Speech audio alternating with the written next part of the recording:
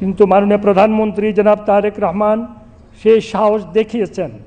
এই জন্য আমরা সবাই তার জন্য ওনার জন্য দোয়া করি। রাজি আছে ভাই? এই সকল প্রধান প্রতিশ্রুতি ঘোষণা করেছিল, তার মধ্যে ধর্মীয় ও সামাজিক সম্প্রীতি সুদৃঢ় করতে সর্বধর্মের উপাসনালয়ের ধর্মীয় নেতৃবৃন্দের জন্য সম্মানী এবং প্রশিক্ষণ ভিত্তিক কল্যাণ বাবদ প্রশিক্ষণ ভিত্তিক কল্যাণ ব্যবস্থা করা অন্যতম একটি প্রতিশ্রুতি। এটি সম্পূর্ণরূপে মাননীয় প্রধানমন্ত্রীর ব্রেন চাইল্ড। বর্তমানে দেশে মসজিদ, মন্দির, গির্জা ও পেডোগা মিলে প্রায় 4 লক্ষ ধর্মীয় প্রতিষ্ঠান রয়েছে।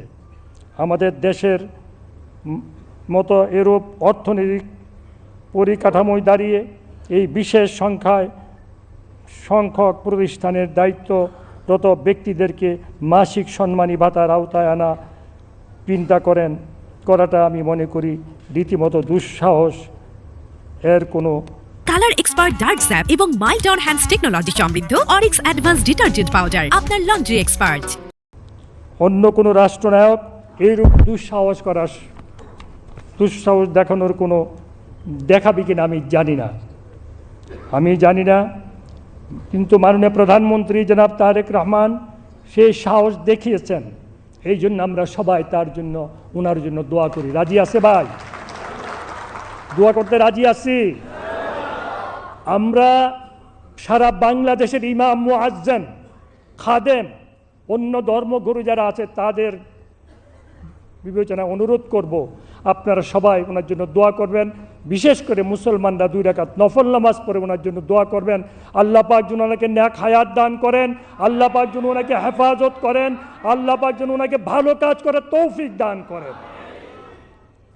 প্রিয় ভাইয়েরা আমার,